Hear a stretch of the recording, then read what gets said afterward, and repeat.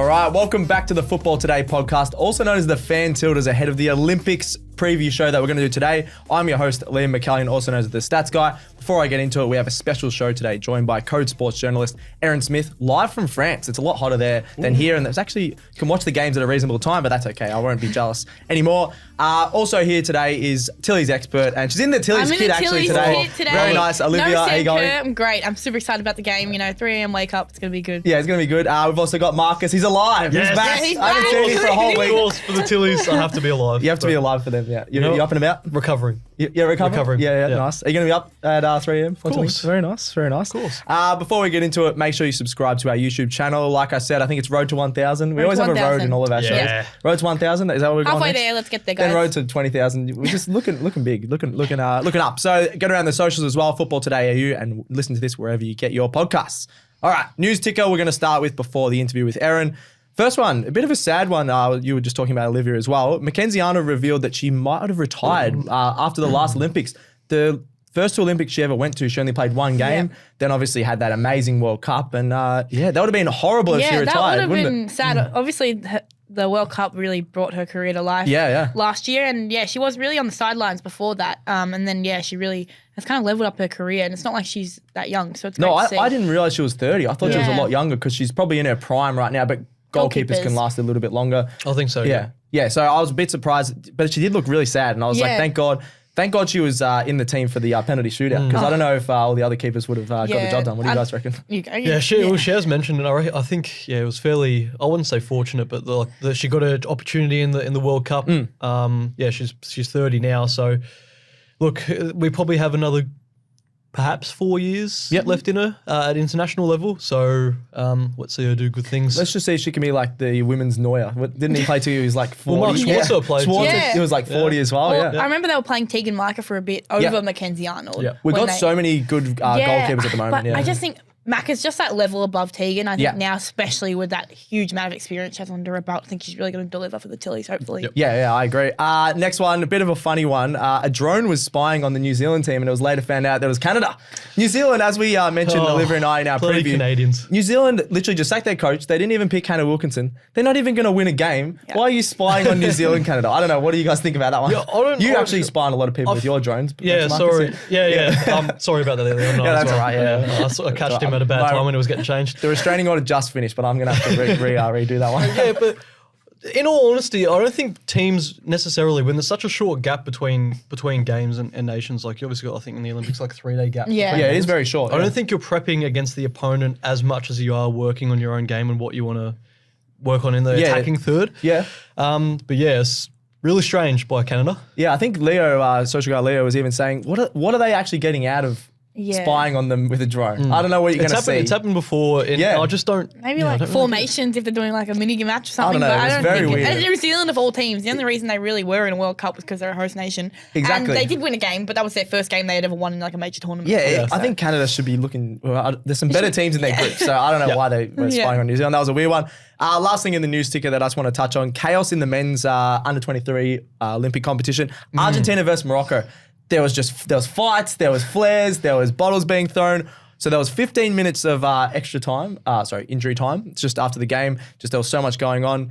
Argentina score an equaliser. They go off the pitch from pitch invasion from the Morocco fans. Then come back on like an hour later to finish off the game. VAR rules out the goal. The Argentina coach is fighting with the refs. There's still people running onto the pitch. Yeah. Chaos. It went for 4 hours. It was 4 hours. Unreal. I just couldn't believe that happened, and we had to put the Olympics as well. I know the Olympics. It doesn't sound like it was very well run. I don't know. I know there was a pitch invasion. Could you still do the VAR check just to end the game? I don't know. What do you guys reckon? Of course. It was a bit weird. Like it was weird, but it was a little bit dodgy as well. Yeah. A lot of people saying very much scripted that Argentina got back into it, but pretty strange. But there were some good players out there for both sides. Yeah. Like Hakimi for Morocco. Yeah, he's a beast. Plays at PSG. Bilal Al-Kunis. Yep. He played his time in Atletico Madrid. I think he's a player there. So yeah, he's good. Yeah, there's some good players out there. Well, even Julian Alvarez is playing. I think he's had 4 straight trophies in a row because he's had Man City, Like the 4 tournaments, big tournaments that he's played in, he's won a trophy crazy. and he just wants another trophy. So people are like, do you need a rest, mate? Oh, apparently not. Otamendi's in that team as well. He's about 40. So yeah. He's pretty old. He's pretty old. Okay, I remember playing for, he's 36. There you go. But yeah, that was absolutely chaotic and just a crazy start to the Olympics. That was the first one of the first matches and just went absolute chaos. So that was wild. All right, before we get into our Game 1 preview for Australia versus Germany, going to go straight to Erin Smith, live from France. She gives us an insight into the Matildas camp as she follows them around France. All right, welcome back to a special segment on the Football Today podcast. Joining us today is Code Sports journalist and Matildas expert, Erin Smith. Thanks so much for joining us, Erin. And how are the vibes in Marseille ahead of the Olympics? Very exciting. No worries. Thanks for having me. It is very exciting. There's definitely a lot of tourists around here, quite a few Americans in town. There you go. Yet to spot any Aussies, but I'm sure they're floating around here somewhere. Yeah, I'm sure the first game against Germany, they'll be absolutely packing it out. Very excited in some of those really nice Marseille stadiums, I must say. First of all, does the Tillies camp seem settled? Obviously, there was some luggage issues arriving. I'm not actually sure if they've even got all their luggage yet. And has there been any spies the drone's been flying over? That's just been weird. Canada obviously had a drone get over the New Zealand camp. That's very wild. Have you seen any drones and are the Tillies settled at the moment in camp? No drones over Tilly's camp. They are training well out of town. It's a mission to get out there. Oh, it's a bit of a mystery. Yeah, they're trying to hide. It is. Yeah, I don't know if they have much say in the location, but yeah, it's not in town. Yeah, they're looking focused, and I believe their kit arrived yesterday. So beautiful. They will have some clothes to wear for the opening match. Yeah, thank God for that. I saw that. It said their kit. There was a few other things. That's the last thing you want in an Olympics build. It would have been wild if they're all just wearing different kits and things like that. So thank God they have that sorted. I also saw you wrote an article just a couple of weeks ago. You interviewed Kyra Cooney-Cross that a lot of people on this show absolutely love. She was saying that they had a lot of superstitions, the Matildas, at the World Cup. I think it was what they wore, what they ate. There was, if she didn't paint her nails, they'd lose. Apparently all those superstitions are gone. Is that the truth, and that's going to help us succeed at this tournament, do you think, Erin? Yeah, so far it seems the girls have ditched the whole team superstition, but I think individual players will still stick to theirs. They're not going to get rid of those and risk messing up their mental health space, I guess. Like, for instance, Hayley Rasso always turns her socks inside out before she plays the game. Really? Okay, I didn't know that one. Yeah, I think the individual players will the individual players will still do their own thing, but as a team, I think they're putting a lot less focus on those sort of pre-game rituals. Yeah, no, that's understandable. I think in your interview, Kyra said that there was just a bit too much pressure on that. They would have to do that every single day, their same meal and things like that. So I'm actually sort of glad that they're just moving on from that, concentrate on the game a little bit more. Talking about the game, Game 1 is against the powerhouse of Germany. Very exciting. So very excited to have that game in Game 1. Some injury rumours from a few weeks ago that people were discussing around the office. There was Caitlin Torpey, I think, that came out a couple of weeks ago. Steph Catley, do you think they'll be fine for the opener, or do you think any other players might be rested or in and out of the side? Yeah, it was Catley, Torpey and Ford all nursing injuries, and they were all rested from that pre-opening game with Canada. But I think they'll all be back in some capacity. They're all training. No one's sporting any strapping tape at training, so it's a promising sign. When I last spoke to TG, though, he sort of hinted that Tamika Yallop could miss the first game with an injury. It was classed as a knock, but I think it's a bit more serious. She's training, but she hasn't had any match minutes because she's in the off-season from the A-League. That's right. I forgot about that. Yeah, training separately from the group, missed the Canada game. So TG said she could be rested, and Sian Fryer brought in, which would be massive for her. Yeah, well, Fry obviously scored last game against Canada. She was really good. Didn't get too many shots off as a team, and the fact that she got on the scoreboard was awesome. Good news about, Torpey, Catley, Ford and things like that. It sounded like it was a pretty precautionary, and there was people in our comment section that a social girl, Olivia, wasn't happy about saying Catley's out, Catley's this, Catley's that, but it sounds like she's good to go. We haven't gone too well against Germany in recent history. With 5-2 loss was the last one, and then I think haven't won in the last 3. What do you think the Tillies need to do to win this one, and how do you think they'll go? Been a while since we played them, though, and both teams are very different. Very different, I think the game was one of TG's first with the team, actually. Like, he hadn't been around that long when they played. I think we're going to go right. I think the thing we'll have to do is take our chances. Yep. If you get one, you've got to take it. There's no point mucking around. The chances are going to be limited. If they get one, they've got to net the ball. Yeah, I agree. I think that's why Michelle Heyman's up there. She just absolutely takes her chances, as we talked about in our last show. Talking about that, the players that have to take their chances, which players do you think will have the biggest impact on the game? Will it be in the defence, having to stop the likes of Alexandra Popp, absolute superstar, Jula Brand, who I really like watching, the 21-year-old from Germany, or is it the midfielders, the attackers? Which sort of area and which sort of players do you think will have the biggest impact for the Tillies in this one? Yeah, I don't think you can beat a team like Germany unless it's a whole team effort. It needs to be seamless. But I think the defenders, that centre-back combination with Hunt and Kennedy, they have to be seamless. If they make an error, Germany won't fail to capitalise on it, and then we'll be on the back foot. But likewise up front, anyone in the midfield in that front three or however he sets it up, they've got to take their chances if they get them. I think that's what it's going to come down to. No, I completely agree on that one. Just, need to take those chances. Do we think it's going to be a high-scoring sort of clash or low-scoring? Two really good defenses. Obviously, that was a long time ago, that 5-2 result. Are you leaning towards a lot of goals, or is this first game of the tournament that probably both teams will build into it, do you think? Yeah, I think the first game of the tournament, well, both teams want to win. They won't want to show all their cards. It's a long tournament in terms of how many games, even if it's only maybe 2 weeks. Yep. I'm thinking a fairly low-scoring game. I wouldn't be surprised if whoever gets on the board first is happy to then defend and try and stick it out for the rest of the game. Yeah, no, I think that's a good call. On that, what about a score prediction for the match? And any goal scorers can be from either side. It doesn't have to be too biased towards the Tillies. I think I was very biased on our show tipping the Tillies, but score prediction at all from you? I think it could be a 1-1 draw. Ooh, okay. And I think it might be Mary Fowler who gets the points on the board for us. Yep. As much as I'd love to say the Tillies are going to win at 1-0, I think that the chances are slim. I don't think Germany are going to let us get away with it that easy. Yeah, I think opening match as well, I wouldn't be surprised if it's a draw. Like, obviously Germany are a great team, but they match up really well, both teams. You did mention Mary Fowler. This is just one off the top of my head here. For not a rising star, because Mary's sort of already become a star, but is there a younger player from the Matildas that you think is going to take that next step at this tournament? Yeah, I think Katrina Cross could really come into her own. We sort of thought she can do it at the World Cup. And I think with Katrina Gorry back, or even linking up with Claire Wheeler, depending on how fit Gorry is. I just think after a season at Arsenal, Katrina Cross is going to really show us what she can do. Yeah, I'm so excited to watch her in midfield. She's an absolute freak.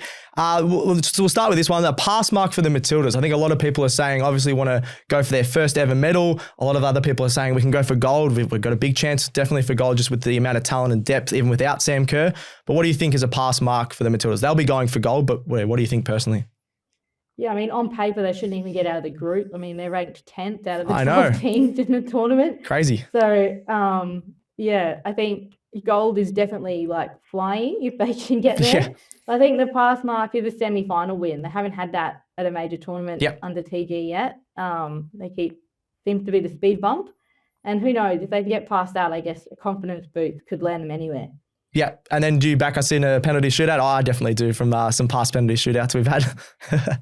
100%. You can't not back us in one of those. We've got plenty of experience now. Absolutely. And then we'll finish off a podium prediction. He's obviously got the Tillies possibly in bronze, but what do you think for first, second, third in this tournament in the Olympics?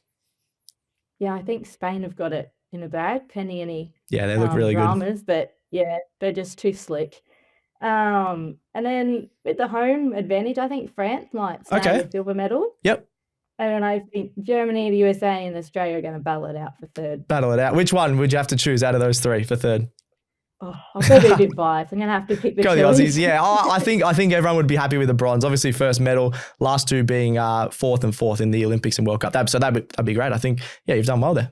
Go with first, second, third. Spain do look really good. I think their midfield and just the amount of players they have are just amazing. So Spain gold, I don't mind that at all. I think a few people on our show picked that as well. So even though we do want the Tillies, Spain do look unstoppable.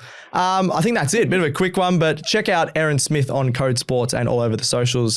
Twitter @_Erin_Smith. Thank you very much for coming on, Erin, and we might have to get you back on while you're over there in Marseille. No worries. Thanks for having me. Thank you. Let's get right back into the usual show. All right. Thanks again to Erin. That was an awesome interview. Just getting that insight. We got some insight into injuries that Olivia absolutely loved. Steph Catley is playing. So all the people in the comments. Olivia was not happy with some of the TikTok comments, but keep the comments coming. Good or bad. We any love comment them. Is good engagement. Exactly right. As we've had some definitely up and down comments over the last couple of weeks, but we absolutely love it. Game 1 preview. The Matildas are here, 3 a.m. for Australia, which is a crazy time, but we'll be up and watching Australia versus Germany. Germany, absolute powerhouse, have won the Olympics before.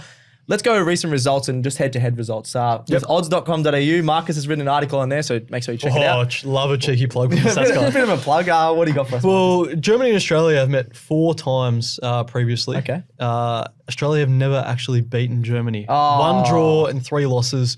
The most recent game was in 2021.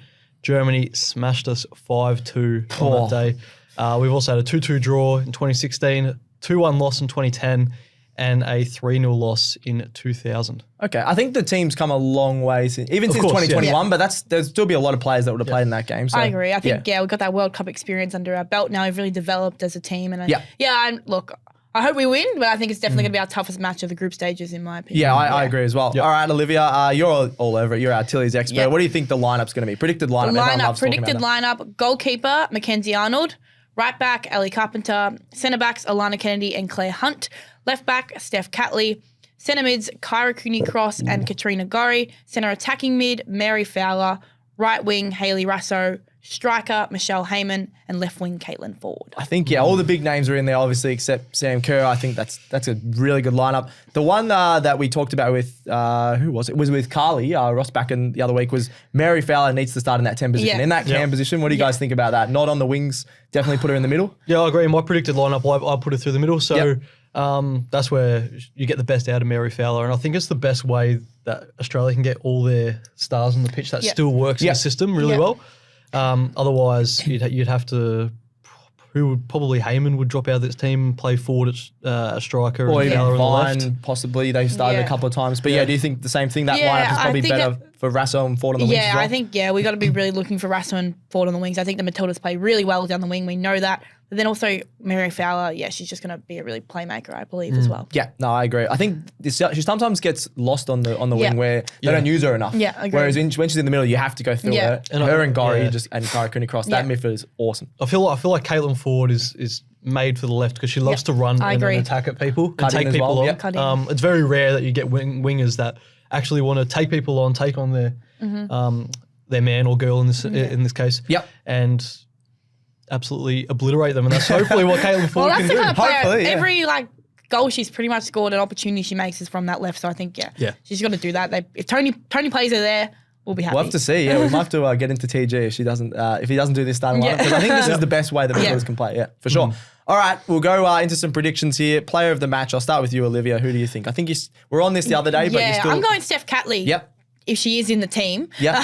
She definitely will be in the team. I just think she's captaining the side, major tournament. I think she's going to just really be mature, be there for the girls to just lead the pack. And I think, just create those essential plays and, really lead the team to that, hopefully, victory. Yeah, nice. Marcus, who are you going? Well, I'm going to go with German. The enemy! I'm going to go German. That's all right. But it's going to be the German goalkeeper, Berger. Okay. I just think, she's unreal. She's probably the best German player in the squad. She's had a fantastic career, and I think with Australia's so good in the attacking third. I feel like defensive third is where we lack a little bit. Yep. But I think Germany will get a result, and I think it'll be a big part down to Berger. Yeah, it's Berger. Is she related to Nonjay Berger in cricket? That's a cricket Today reference. Thanks for checking that out. He absolutely loves everyone in the last name Berger. You just love in cricket, football, whatever it is. Absolutely. My player of the match, Katrina Gorry. I know she hasn't played as much, just coming back from injury, but every time she put on a West Ham kit, she was getting player of the match. I think she's going to bring that type of energy. Every time I watch the Matildas, you just see her from box to box. Yeah. She's that workhorse. She's the playmaker. I wouldn't be surprised if she gets an assist. I think similar to Mary Fowler, they're going to go a lot through the midfield, through Katrina Gorry, through Kyra Cooney-Cross. But I think that level head, that experience from Katrina Gorry is just going to take over, and everyone goes, Oh, yeah, she's pretty good. She hasn't played for a while, Yeah. but everyone's like, she's awesome. So I'm going to go her for the player of the match. Love that. All right, let's finish it off. Let's wrap it up with the score plus some goal scorer predictions. So I'll start with you again, Olivia. What's the score? And who's going to The score? score is 1-0. Australia win, and Caitlin Ford gets the screamer of a goal. Oh, from outside the box? Or? Outside the box, Oh, you know it. nice. Similar to Sam Kerr Yeah. against England. Yeah, Ooh. don't mind that. A bit of a worldie. Marcus? Well, my brain's saying Germany, but I'm gonna pull the splinters out my ass and sit off the fence. I'm gonna sit on the fence here and go 1-1. Yeah. Australia nick a result, an important point in the group stage. yeah. And we'll go Mary Fowler proving her worth in the 10 position. Very nice. I'm going to go 1-0 as well. Similar to Olivia, I just think first game of a big tournament usually is pretty cagey. Not as many like classy finishes. Yep. Happens in every time. Happens in the World Cup. Happens in lots of different tournaments. But I'm going to go Michelle Heyman to get on the scoreboard. She just every time she looks up, she's trying to shoot. If she's at the halfway point, I reckon she might take a shot. Yeah. That's how hungry she is sometimes. But she's an elite finisher, really good header as well. So I just think she might get on the I scoreboard. do like that about Michelle Heyman. She always takes that chance. I feel like some players, they just pass it off too early, or they don't Yes. really create the opportunity, but they never finish it. I think Michelle Heyman, that's what she's pretty clinical at. Well, that's what Alex and a few even Arsenal women's fans were talking about. Even when they came to Australia, they like to pass it around, try and get to the Try and very walk goal, it in. walk it Literally. in. Whereas Michelle Heyman, similar to Sam Kerr, if the shot's there, you might as well take it because you never know, you might score. So She only needs one chance within 12 yards and it's a goal. So. Yeah. So hopefully she gets on the score sheet. I would still take a 1-1 just to start off the tournament. Yeah. But I think a win is definitely doable. For sure. In a tough group, I think a loss is very hard to swallow because, look, points are very, very hard to come by in the Olympics, as the Matildas know previously. Yes. I think their best ever finish was fourth. Fourth, yeah. And then finished seventh a couple of times. So, look, hoping for a point here at the very least. Yep. No, I agreed. All right. I think that's it. Come on, the Tillies. We got to get a win on the board. Please. Get up at 3 a.m. Please. Please. I don't want to be sad coming. And I want some goals as well. goals. Yeah. We don't want a 0-0 or something like that. boring. That would be brutal. Too many of those in the Euros getting up early. I know, want some goals. exactly. that was brutal. All right, make sure you check out some of the football clips. We're going to do a lot of socials on Football Today AU, so check that out. I think that's it. Thank you very much, Gerald and Leo behind the camera. Thanks, Olivia. Thank you. Thank you very much. Welcome back you, to Saskia. Marcus. Thank you. Happy to be here. Happy to be here, of course. Thanks to me, and that's another episode of Football Today done. We're out.